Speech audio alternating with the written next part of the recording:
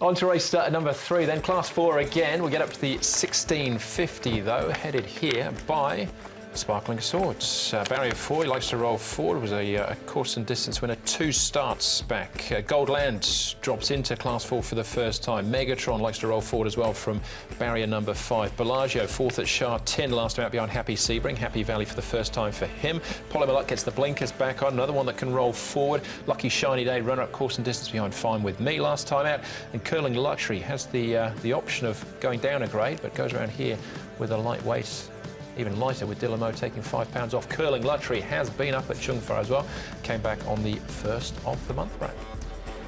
I think Umberto Rispoli will be looking to be the lamplighter here, but there may be a little bit more pressure in this race as opposed to his last start for Megatron. Curling Luxury possibly can find the rail first, and then you're going to have Polymere Luck wider out, probably rolling forward. Sparkling Sword will be there. I think he'll hand up, and Marble Joy as well for Zach Purton from Gate 1 could be handy, but probably hand up. So a bit of shuffling through the first bend, which could produce some speed. Megatron very keen here this morning. You can see he really wants to go faster. It was only an even piece in the end, time-wise, but the horse could have gone a lot faster there. And as you say, he's one that will be on that pace, Megatron. Bellagio really liked his run last time. Thought it was a really good run behind Happy Sebring. He comes here to Happy Valley. And look, he should get a good run from barrier number 6. Douglas White knows this horse pretty well now. And he is a horse who's going well. And Daring Heart, I just showed a little bit in his track work here for me. He's a horse who's sort of been out a bit of form recently, but he's only won them once from his 21 starts, but he seems to be perking up a bit in the mornings.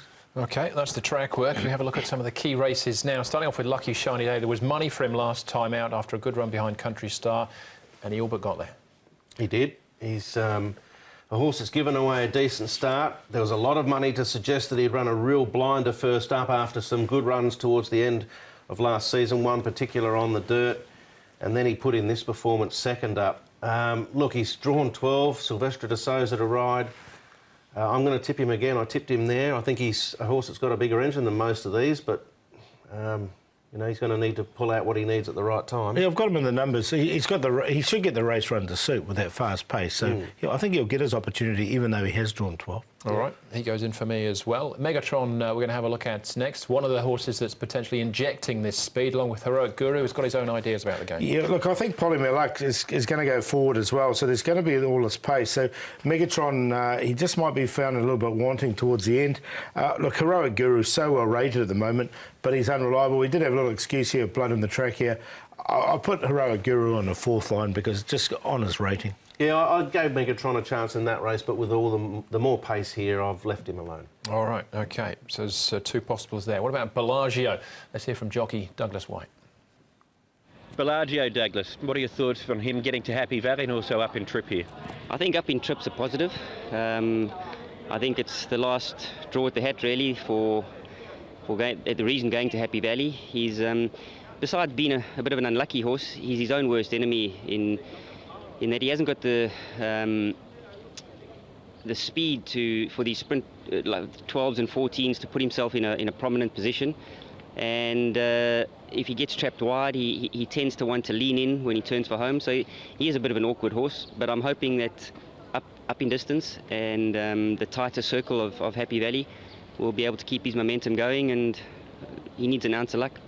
Is there ability there, though? There's definitely ability. I've trialled him at the Valley before, and I've sat on him a few times. There's certainly ability. He's got untapped ratings in hand, but it's a mental game with him. Whether he puts his best foot forward, when he's going to do that, I don't know. I'm hoping it's tomorrow night. What about the change of gear with him recently? Cheek pieces off, blinkers on?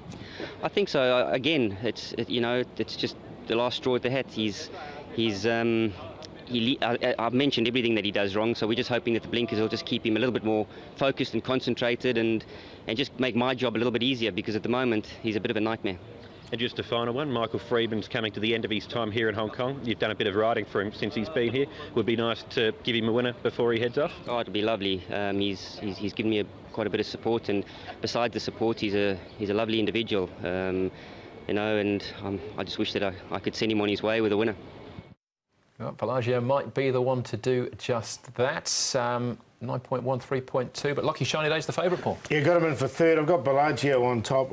Look, I just think that Happy Valley will suit this horse, and he has trialled well here before. Marvel Joy will get the best run in the race. Lucky Shiny Day third, and Heroic Guri was mucus, not blood, had in his track here last time. I knew there was an excuse there. 5, 7, 10 and 3. Good each way price for Bellagio. I think Lucky Shiny Day's better than these, to be honest. I'll be very keen on him when he goes to Shark 10, longer straight, just the way he races. But he can probably get it done here in this Class 4 at the Valley with all the foreseeable pace. So him on top. Marvel Joy, I think, will get a nice run. Bellagio and Daring Heart, as Paul highlighted, his track work's better. I gave him a little sniff last start when blinkers went on. He ran an honest enough race, and I expect him to bob up at some stage, maybe for a place or even a win at a price. So 10, 7, 5, 8. All right, I've got the same top 3 as Paul. I've got Goldland in for 4th. Look at the price, 5.6. You go your hardest. Dropping in class for the first time. That's the first leg of the 6-up. We're back next with the first leg of the Triple Trio.